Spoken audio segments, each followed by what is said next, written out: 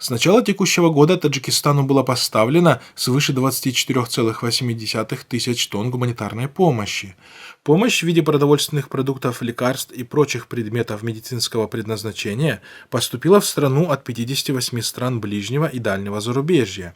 Об этом сообщает информационное агентство «Авеста». Согласно данным таможенной службы Таджикистана, за прошедшие 10 месяцев страна получила от доноров гуманитарную помощь на сумму 82 миллиона 550,7 тысяч долларов, что почти вдвое больше, чем годом ранее.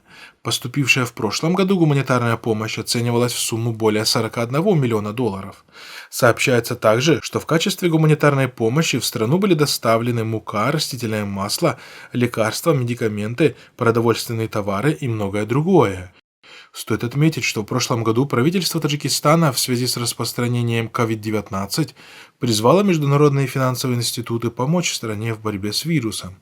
В свою очередь, страны-доноры и международные финансовые институты стали выделять Таджикистану финансовые и материальные средства.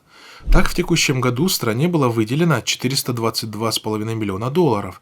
Из этого числа 189,5 миллионов выделил МВФ. Однако существуют обоснованные сомнения в целевом использовании и справедливом распределении данной гуманитарной помощи среди населения.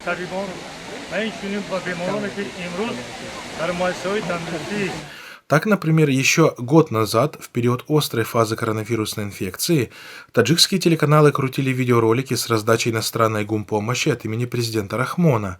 Вместе с тем, были зафиксированы факты продажи продуктов из гуманитарной помощи на ярмарках, а помощь с логотипом правительства Китая была замечена среди лекарств и предметов медицинского назначения, распределяемых от имени компании «Авеста Групп».